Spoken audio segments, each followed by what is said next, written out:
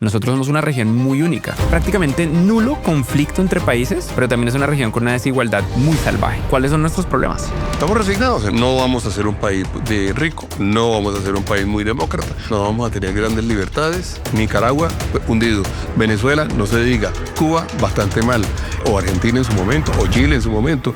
Yo digo, la política no es tan importante. Ni los políticos son tan importantes tampoco. Ojalá nuestros presidentes entiendan que cuando los eligen presidentes, no los están diciendo usted de aquí en adelante es un emperador que puede hacer lo que le dé la gana. No, señor, no. Nosotros somos pueblos, somos sociedades, somos comunidades. No existe un solo país del planeta que se haya desarrollado y no haya sido una decisión de verdad de la sociedad.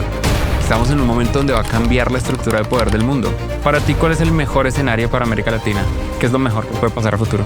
Mi gran ilusión es que así como nosotros nos quedamos de la primera, de la segunda y de la tercera revolución industrial, de esta no nos quedemos.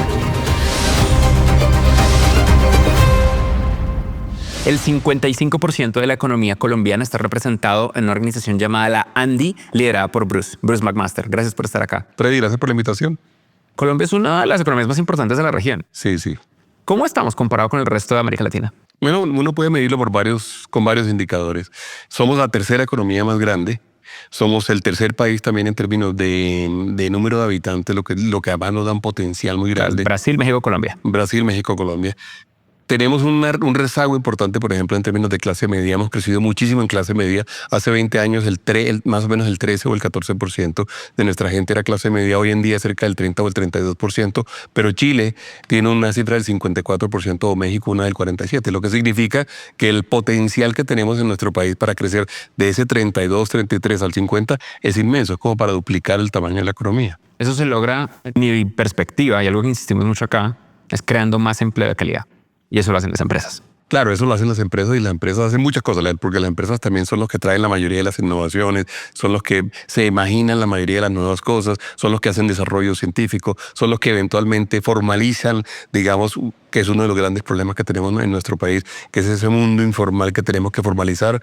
Eso lo hacen las empresas y yo creo que ahí tenemos un potencial inmenso. Tú me contabas hace un ratico que en América Latina confiamos más en las compañías que en otro tipo de organizaciones. Claro. Y el dato de Colombia es uno de los mejores datos que lo hace inclusive una compañía de reputación que se llama Edelman, que es la más grande del mundo, mide las principales 100 economías del mundo y se encuentra como en Colombia en particular los ciudadanos, al final, digamos, cuando uno mira los distintos estamentos, el único estamento o la única institución en la cual verdaderamente creen es en las empresas. Y en cabeza de las empresas o enfrente de las empresas están los empresarios. De hecho, la persona más, de alguna forma, en la cual tienen más confianza es normalmente su gerente, su presidente, en términos de compañías. Luego hay un sentimiento neutro alrededor de las organizaciones no gubernamentales, no es ni positivo ni negativo, y tienen una opinión que no es buena alrededor de las organizaciones estatales y de los medios de comunicación. Y Colombia tiene, digamos, esa característica. Es parecida en varios de los países de América Latina.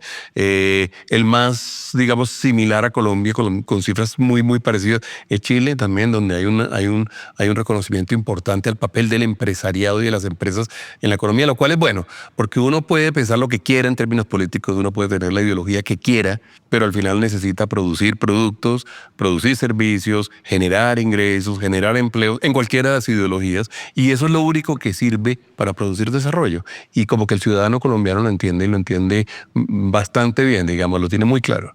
Es curioso porque muchas personas perciben la ANDI, Asociación Nacional de Industriales, como muchas cosas, como un mecanismo de lobby contra el gobierno, como un mecanismo de gobierno en contra de otras cosas, como una representación de los jefes de las empresas, pero eso no es lo que en esencia es la ANDI. No, la ANDI cuando me dicen defínala, yo digo, la ANDI es el sitio donde los empresarios de Colombia se sientan a trabajar los temas en los cuales tienen intereses comunes. Y normalmente los temas en los cuales hay intereses comunes son temas que tienen que ver mucho con política pública, por ejemplo, como temas de digitalización, o temas ambientales, o temas de regulación, o temas laborales, o temas tributarios, en fin. Es donde se sientan a trabajar los temas comunes. Y cada vez más esos temas comunes tienen que ver con construir un mejor país. Al final todos, yo creo que no hay nadie en Colombia que no se imagine una Colombia mejor. Y todo el mundo quisiera tener una Colombia mejor. Y cada uno hace pues lo que puede hacer. Y yo estoy convencido que uniendo, digamos, más empresas, más voluntades, más intereses, uno puede tener un resultado mucho más veloz.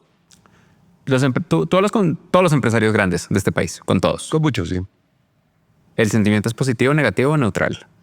Hoy en día la gente ha estado, la verdad es que hemos tenido unos años complejos desde la pandemia, realmente la pandemia fue muy dura para toda la humanidad, pero para el mundo empresarial fue muy dura. Muchas de las organizaciones tuvieron que repensarse, algunas desaparecieron, algunas además cambiaron toda su forma, digamos, de trabajar, para bien en algunos casos, para mal en otros, porque hubo compañías que desaparecieron. Entonces lo que yo te diría es que esta década ha sido una década como llena de preocupaciones, una tras otra, ¿no? Arrancamos con eso, luego tuvimos el año 2021, donde hubo todo ese paro nacional que fue tan duro de 40 y tantos días. Que vino previo a los paros que hubo en Chile y que fue toda una ola de desorden público que parecía una tendencia en América Latina Sí. hasta que de repente encerrados todos. Sí, Chile fue primero, ¿no? Porque Sí. Chile fue el año 2019, Sí. nosotros fuimos año 2021, Colombia en el 2019 había tenido el paro estudiantil en noviembre, ¿recuerdan? Y luego, luego se presenta el de Colombia, hubo cosas en Perú también grandes, hubo cosas en Ecuador, es cierto. Y era un poquito como esa sensación de insatisfacción, que además yo entiendo perfectamente. A mí que efectivamente las sociedades se quejen me parece bien, que las sociedades reclamen me parece mejor. Pero lo que es realmente el sumum del éxito es que las sociedades, con base en las quejas y los reclamos, produzcan soluciones. Y yo creo que ese es como el reto, digamos, que tenemos pues las generaciones nuestras que estamos en este momento frente al país.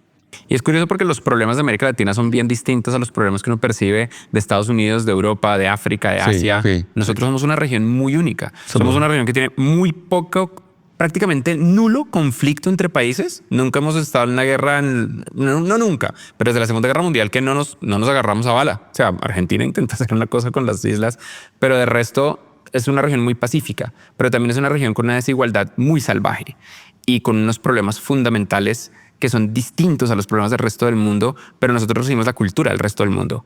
¿Cuáles son nuestros problemas?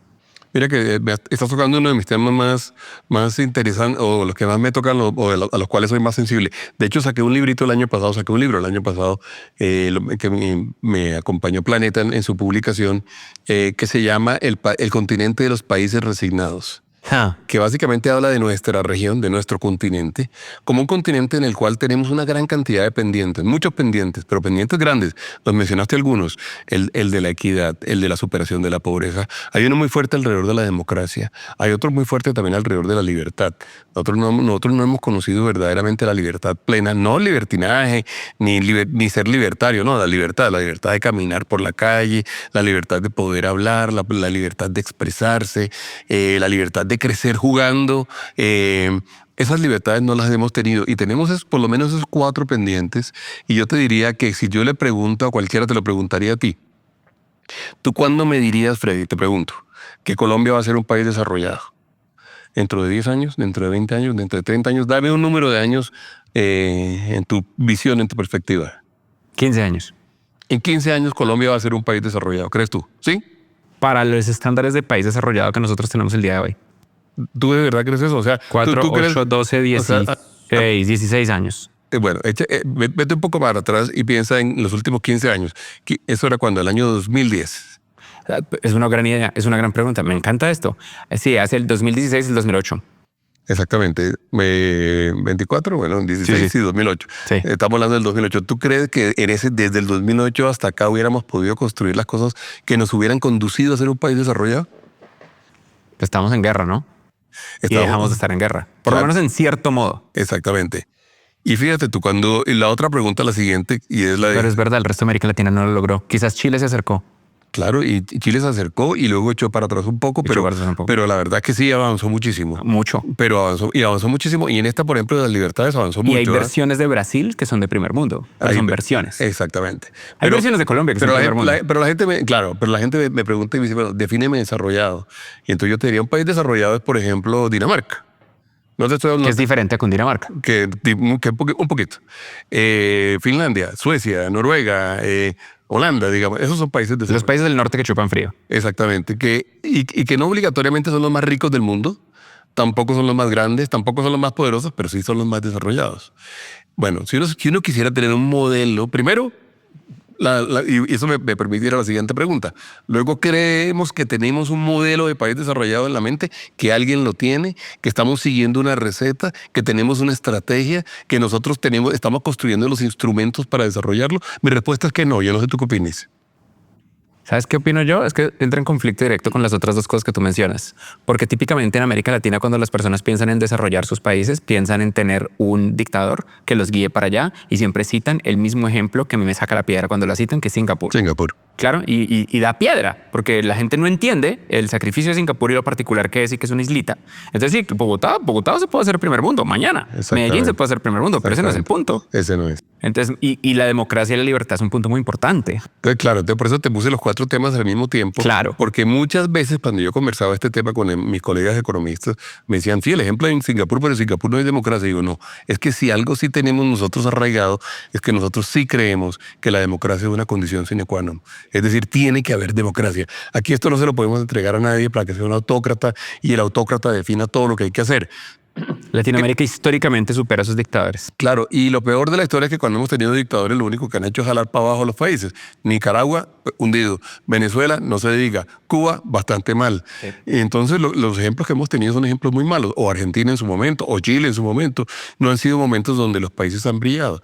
Entonces los latinoamericanos, yo creo que tenemos una gran convicción alrededor de que lo único posible es la democracia. Sí. Que es un milagro. Que eso es un milagro. El otro gran milagro lo mencionaste tú y lo dijo, entre otras cosas, el canciller Luis Gilberto Murillo en una reunión que estuvimos en Chile la semana pasada, que me gustó mucho como lo dijo. Dijo, Occidente es el hemisferio de la paz. Nosotros en realidad no hemos tenido grandes conflictos, ni esperamos tener grandes conflictos entre países, como si pasa en Medio Oriente o inclusive en Europa.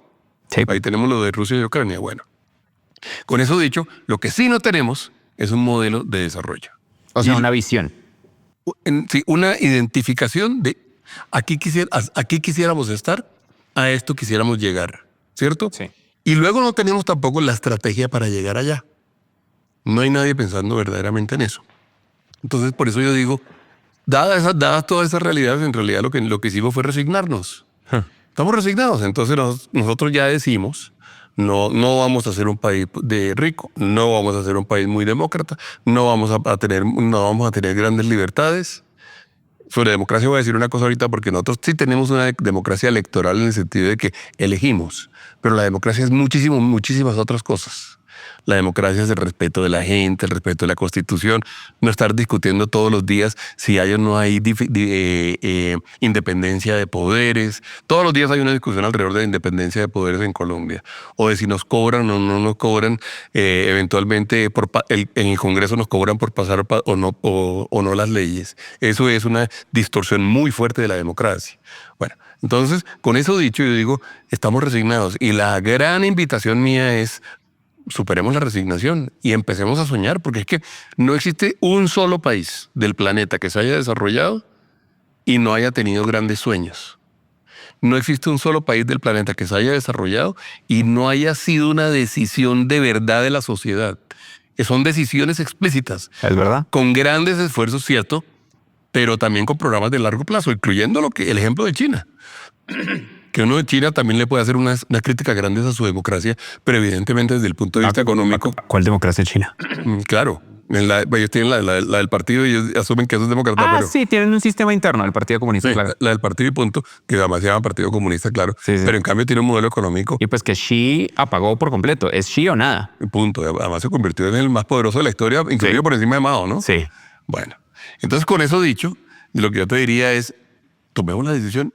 Quizá América Latina puede crear un modelo único, que es el modelo de soñemos con dar un salto rápido, veloz, en términos de desarrollo económico, pero hagámoslo en un marco de democracia, para que no se te vuele la piedra como cuando te hablan de Singapur. Porque es que, claro, a mí me pasa exactamente lo mismo. Sí. Entonces te hablan de Malasia o te hablan de los primeros años de Corea del Sur, que fueron años muy duros, muy poco democráticos también en su momento. Bueno, Japón, es decir, ¿dónde? Igual esto es una historia, ¿no? Francia tiene la identidad francesa y la República Francesa, pero los años posteriores a la Revolución Francesa fueron los horrores. Y Tremendo. Estados Unidos tiene destino manifiesto. Así Pero es. lo que pasó después fue la guerra civil. Así es. Entonces, hay momentos y nosotros ya pasamos por una guerra muy salvaje. E igual uno compara Colombia y Perú no tiene institucionalidad. ¿Y es cuánto tiempo llevan sin gobierno? Y con un gobierno relativamente estable. Quien sea que maneje el Banco Central de Perú está haciendo una cosa loca. Exactamente. O México, que acaba de degradar la calidad de uno de los tres poderes. De la justicia. Sí, de la justicia. Exactamente, que eso le va a costar mucho a México. ¿Ah? Sí, Es sobre una- todo en esta época de decoupling, a medida que Estados Unidos está tomando la decisión de desconectarse de China y China está tomando la decisión de comprar México. Y bueno, y yo no sé si todo el mundo sabe lo que pasó, pero lo que pasó es que al final hubo una gran reforma en México en donde se decidió que los jueces iban a ser elegidos como se eligen los concejales o los diputados a la asamblea, por votos. Eso significa que los jueces van a ser políticos. Sí. Entonces, cuando uno le pregunta a alguien si está tranquilo con que la justicia sea proferida por un político, o que si tú y yo tenemos una disputa grande y queremos ir a la justicia, estamos tranquilos de que el señor político que se sentó ahí es un señor que va a intermediar y va a producir una decisión justa, pues probablemente no. Y eso va a tener un costo inmenso en algo en lo cual México venía muy, muy bien, porque México venía creciendo a tasas impresionantes. La gente no tiene presente el tamaño de la economía mexicana en muchos sentidos. México es al mismo tiempo un milagro y una tragedia. Son las dos cosas. A mí me tocó ahorita, y esto pues por azar de la vida, asumir la semana pasada la presidencia del Consejo Empresarial de la Alianza del Pacífico. Oh, ¿Sí? Es decir, desde México hasta Chile. sí. México, acá acabamos de aceptar a Costa Rica, Colombia, Perú y Chile. Y hablando con nuestros amigos mexicanos, me contaban, por ejemplo, datos como que las exportaciones de México este año van a terminar en más de 650,000 millones de dólares, mientras las de Colombia son 50,000, ¿no? Es una locura. O sea, son verdaderamente 12 veces más grandes que nosotros. Claro, ellos tienen la empresa de manufactura de partes de carros más grande del mundo, las empresas de metales más grandes del mundo, tienen una de las industrias de fabricación que está compitiendo directamente contra China, pegados con la frontera con el mercado más grande del planeta Tierra. Así Y es. solo el 5% habla inglés. Entonces no le pueden sacar provecho a una de las ventajas competitivas más importantes de la historia. Así es. Y decayó la seguridad física del país. Y sin seguridad física no se puede mover nada. Pero ahora además la seguridad jurídica. Sí. Y esa seguridad jurídica sí va a ponernos en problema, porque si alguien es Tesla, por ejemplo, como la famosa planta de Nuevo León, Sí. si alguien es Tesla se va a preguntar el día que yo tenga una disputa, por ejemplo, con el Estado mexicano, ¿quién me la va a dirimir? ¿Me la va a dirimir un político? Eso no me gusta. Y ojalá Colombia nunca piense en ese tipo de cosas, porque es uno de los peores errores que uno puede cometer. Es impresionante. Y estamos a punto de entrar. Esta mañana estaba leyendo que existe una charla dentro del gobierno gringo de una potencial constituyente. En este momento. Estamos en un momento donde va a cambiar la estructura de poder del mundo. Pero yo estoy de acuerdo en que América Latina tiene la opción de dar un salto. De hecho, ese es mi sueño fundamental. América Latina es capaz de dar un salto. Porque nosotros, de aquí a que construyamos las autopistas, los trenes, los aeropuertos, los puertos, toca hacerlo. Pero también estamos viviendo un momento donde nada es más importante que la mente y el talento. Y Así mientras es. todo el resto del planeta, en particular el primer mundo, no está teniendo hijos, nosotros tampoco, pero somos más jóvenes. Así es. Hay una oportunidad inmensa. ¿Cuál sería tu prioridad para Latinoamérica? En cuanto a la lista de cosas, si dejáramos de estar resignados y tomáramos la decisión de crecer, ¿qué hay que hacer? No, bueno, esa pregunta, digamos, no es tan simple en el sentido que uno puede hacer y debe hacer solamente una cosa.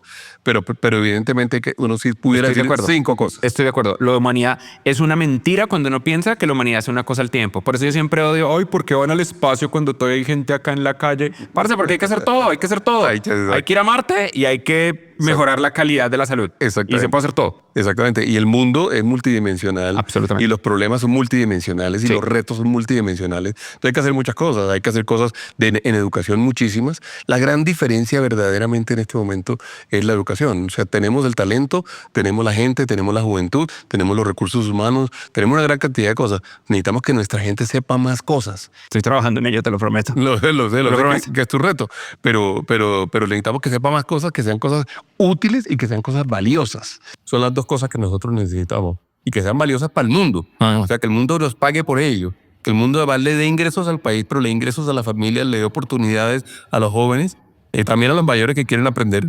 Esas oportunidades todas están ahí. Hay un tema muy fuerte, digamos, de fortalecer los estados en términos, no de que el estado crezca mucho, no, sino que el estado sea, por ejemplo, la autoridad de seguridad, que el Estado dé una buena justicia y que el Estado sea capaz de verdaderamente respetar las normas y generar unas reglas de juego que sean reglas de juego claras. Entonces, educación, un Estado que sea fuerte en estas tres cosas. Que es en resumen lo que la gente quiere decir cuando dicen que hay que reducir la corrupción. Que, entre otros, la corrupción se debe a esto que estamos diciendo. Claro, pero no es tan simple. Eso es, la corrupción es un lagging indicator, no un leading indicator. Tienen que pasar cosas antes. Exactamente. Que además pasa entonces obligatoriamente por una ciudadanía también más empoderada, más seria, más fuerte, en muchas cosas. Hay un tema que yo creo que tenemos que trabajar cada día más y es la gran oportunidad que tiene América Latina en términos de sostenibilidad.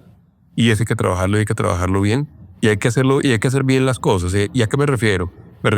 Yo no tengo la menor duda de que el mundo que tiene problemas, digamos, en este momento de calentamiento, que tiene problemas en este momento de climatológicos, una muy buena parte de la solución es para producir en América Latina.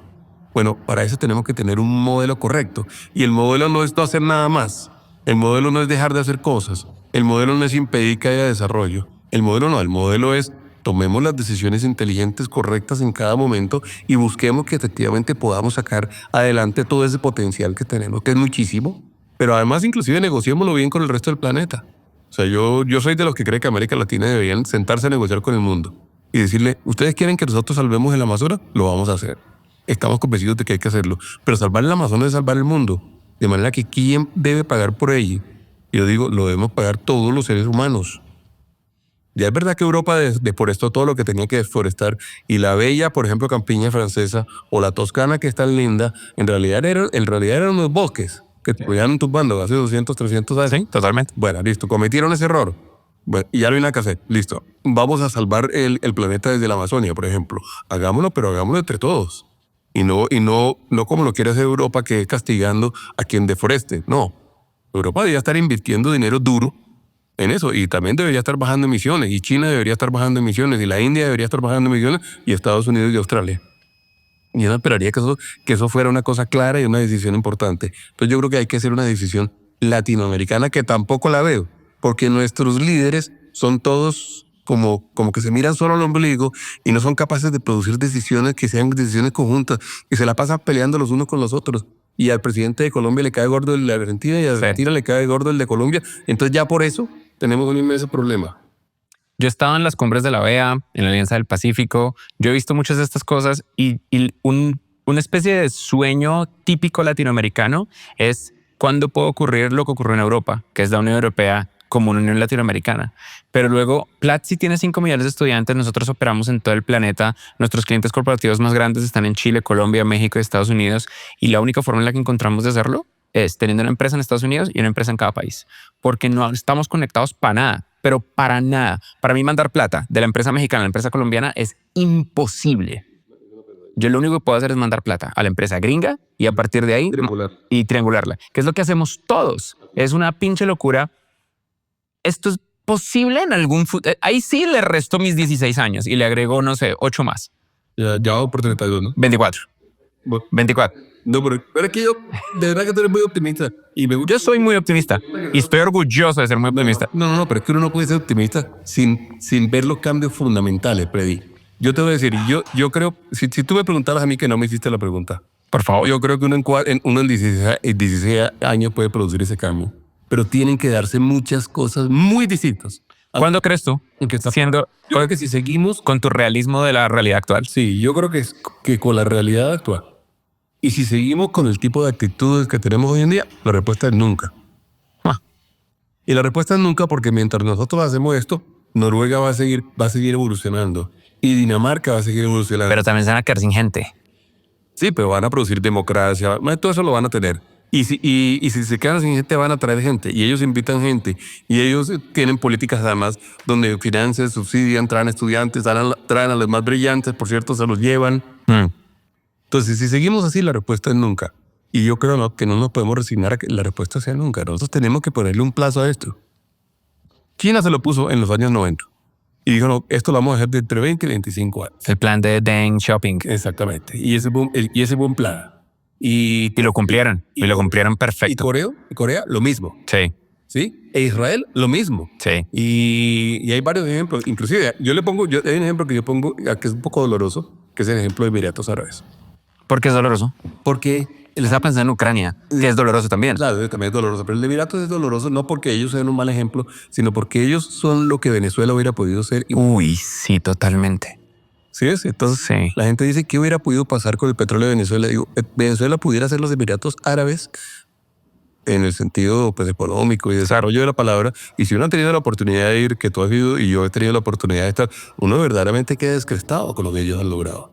¿En dónde? En el desierto. Que esta gente cambió petróleo por desarrollo económico y con sus vainas, ¿no? Siguen siendo un país musulmán, pero Tienen muchísimos problemas, pero además decidieron que iban a salir de allá y que no iban a depender solo del desierto y que ni del petróleo. y que iban a tener que estar listos para cuando el petróleo fuera absolutamente prohibido en el mundo.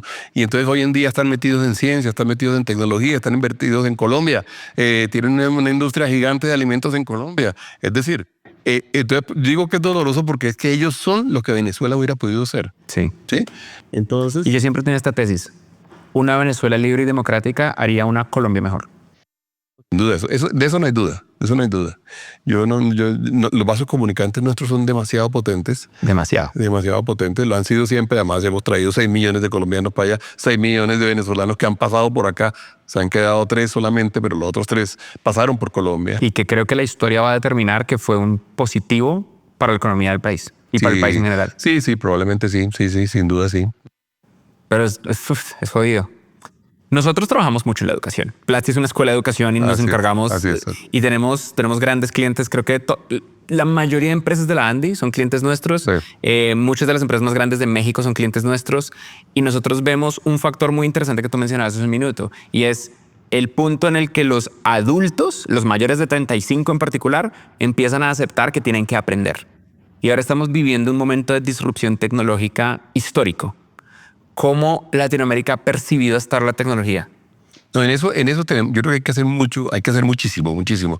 Entre otras porque a la velocidad que cambia la tecnología hoy en día, todos los seres humanos vamos a tener que aprender y reaprender cada 10 años, al menos, de pronto cada 5. Yo creo que es un tema como el ir al gimnasio.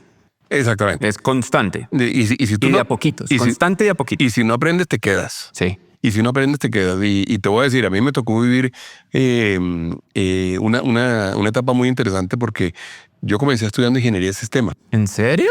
Claro, y terminé mi estudiando en sistemas en la Universidad de los Andes, mi minor en sistemas. ¿En qué año? En el año 88.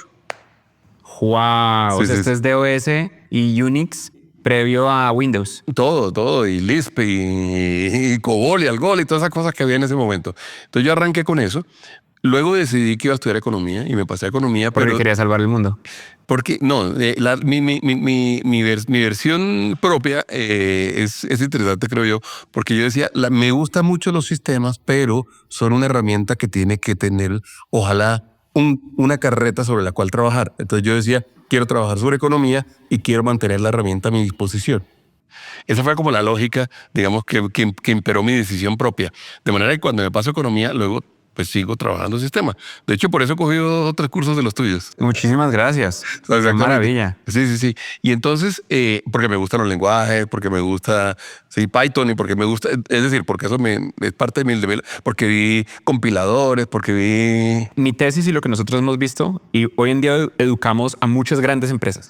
Hay una gran empresa colombiana de industria de alimentos que educó a toda su fuerza laboral con nosotros en inteligencia artificial y se ganaron un premio a la mejor empresa de ingeniería química del mundo este año, gracias a eso. La tesis que yo encontraba es que cuando uno aprende a programar, no importa la edad, uno se vuelve más inteligente porque obtiene pensamiento lógico. Sí, yo creo que le ordena la vida a uno en muchos sentidos. Uno sabe que cualquier problema tiene un orden para solucionarse y que hay órdenes más rápidos que otros y que hay órdenes más infalibles que otros y uno puede minimizar errores y puede bajar los riesgos. No, clarísimo. Uno tiene que aprender, uno debería saber siempre programar, claro. Entonces, ¿cómo están las empresas de Colombia con respecto a la tecnología? Entonces, lo que te decía era que de Latinoamérica ha habido un cambio muy grande durante los últimos 3 años. Yo diría que después de la pandemia también, donde ha habido una concientización muy grande. Y yo creo que toda esta ola, digamos, de preocupación, pero también de obnubilación alrededor, por ejemplo, de la inteligencia artificial ha generado, digamos, como una nueva curiosidad y una nueva necesidad, digamos, de tener que salir adelante. Pero lo que quería decir es que mi gran ilusión es que así como nosotros nos quedamos de la primera, de la segunda y de la tercera revolución industrial, de esta no nos quedemos. digo de la digital, en el sentido de que la revolución digital está mucho más al alcance para nosotros que lo que estuvo en su momento, por ejemplo, la máquina de vapor que estaban utilizando en el siglo XIX en Inglaterra, o cuando hubo todo el Fordismo, todo lo que hubo alrededor de la producción de automóviles en los Estados Unidos. Para Colombia era muy difícil traer esto. Bueno, lo digital sí lo podemos traer, porque es muy transportable, porque es asequible, porque tenemos mucha gente con capacidades para Y hacerlo. tenemos empresas que son en la práctica empresas de software. Exactamente. Bancolombia de Vivienda son en la práctica empresas de software. Claro. Rappi es una empresa de software. No, y Platzi es una empresa de y software. desarrolladores grandes también, y compañías que prestan los servicios. Entonces mi esperanza sí es que nosotros pues pedaleemos lo suficiente y que podamos eventualmente no quedarnos de esto y por el contrario tomar un liderazgo importante. Y hay algunos ejemplos interesantes. Para ti, ¿cuál es el mejor escenario para América Latina? ¿Qué es lo mejor que puede pasar a futuro? Yo creo que si América Latina logra hacer dos o tres cosas, si América Latina logra hacer esto que te mencionaba alrededor de la integración, si logramos generar verdaderamente una voluntad de integración, y quizá de pronto no, a veces yo digo, nosotros como que le jugamos demasiado o ponemos demasiados huevos en la canasta de los presidentes y de los gobiernos, y de repente lo que tenemos es que integrar las sociedades. De pronto lo que tenemos es que integrar el mundo empresarial, lo que tenemos es que integrar el mundo académico, y de pronto lo que tenemos que hacer es tener unas sociedades que se van integrando. No importa quién esté al frente de los gobiernos, ahí hay una oportunidad. Luego está el de que nosotros verdaderamente aprovechemos la importancia que tiene en el actual planeta Tierra, la sostenibilidad y lo que nosotros podemos hacer en nuestros mares, en nuestras selvas, con nuestros páramos. Ahí hay una oportunidad increíble.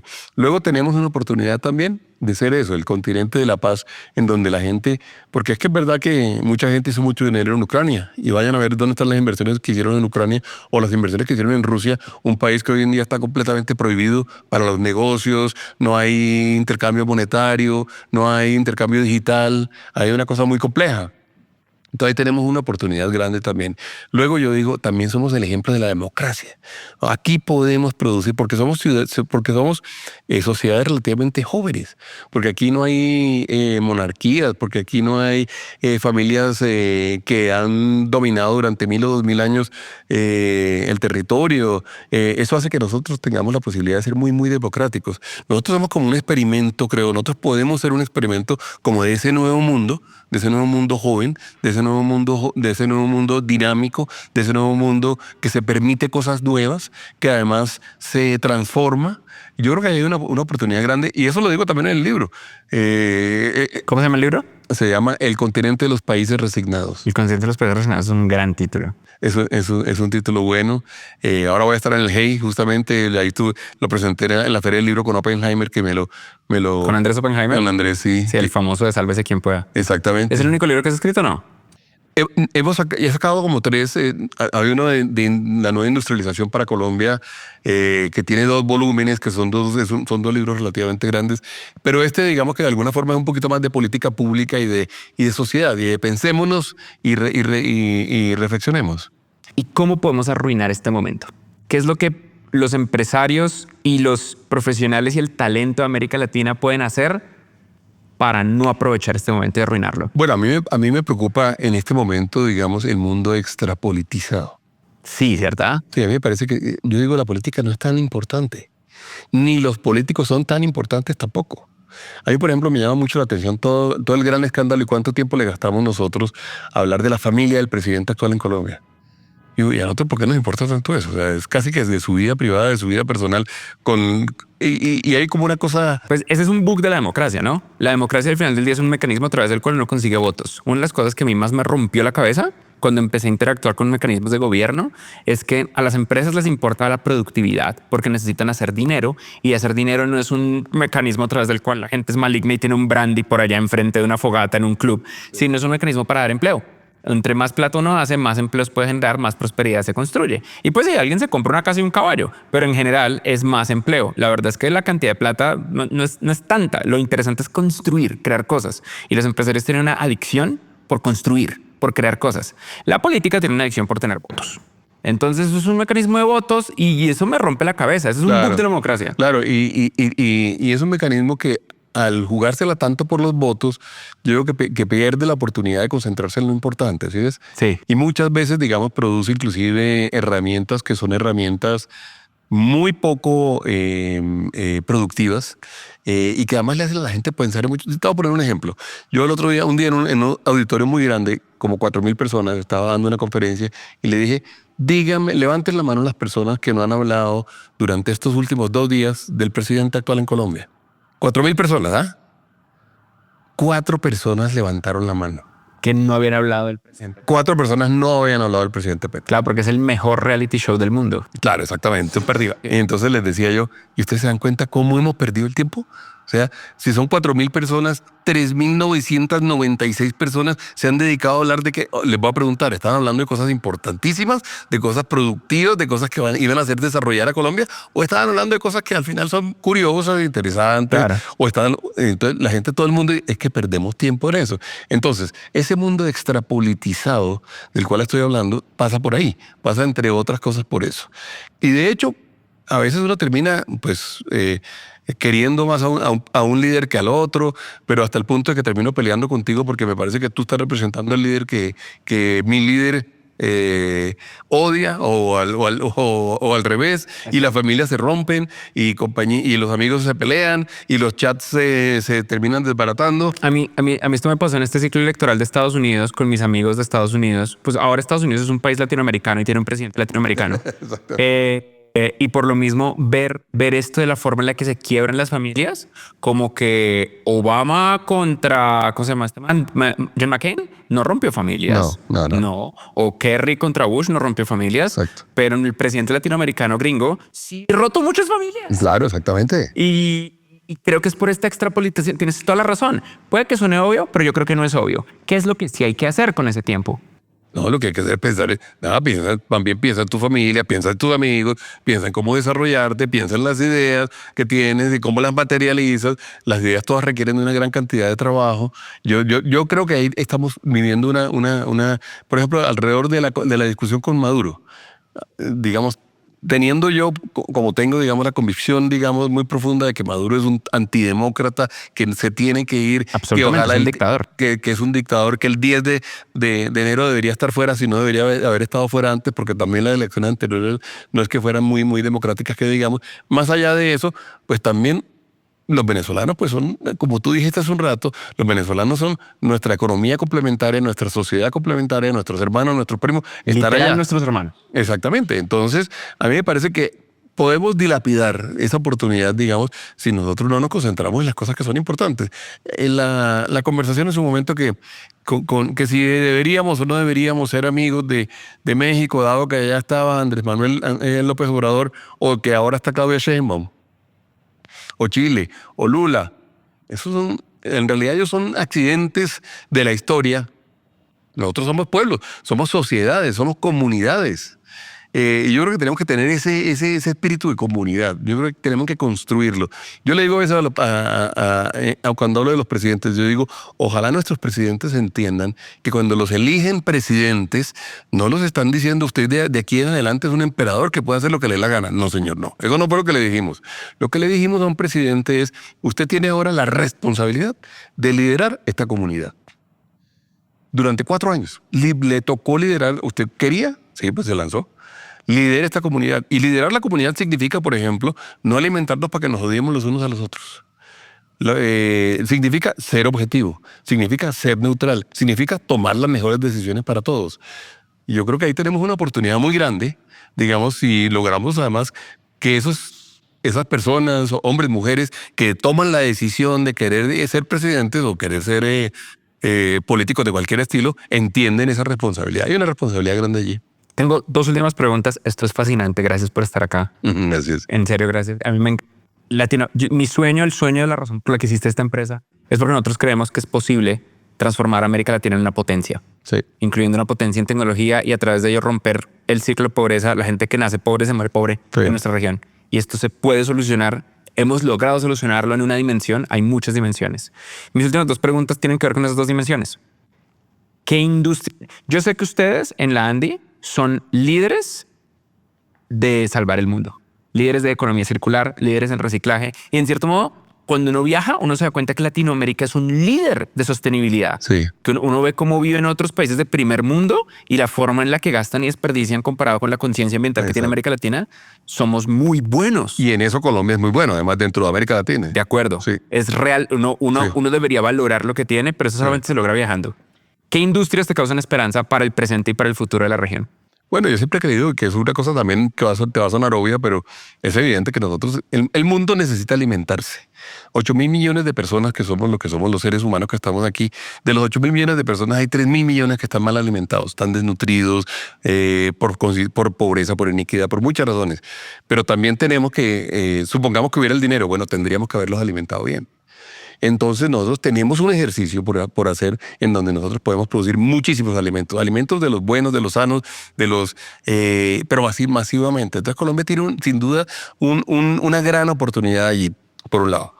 Y a medida que avanza el calentamiento global, van a haber menos oportunidades de comida sana normal. Exactamente. Lo que nos va a hacer aún más valiosos. Exactamente. Y nuestras tierras son muy importantes. Yo alguna vez escribí hace 20 o 25 años una columna que salía en la revista Dinero de ese momento que decía el petróleo verde. Entonces me refería básicamente a la capacidad que tiene Colombia de poder producir alimentos. Nuestro lío es la capacidad de mecanización por las montañas. Claro, pero la tecnología Entonces innovamos nosotros. Claro, exactamente. ¿Verdad? Hemos innovado de una manera salvaje en banano, en aguacate, en café. Exactamente. Hay un par de países que están empezando a pisarnos los pies. Y para allá iba yo.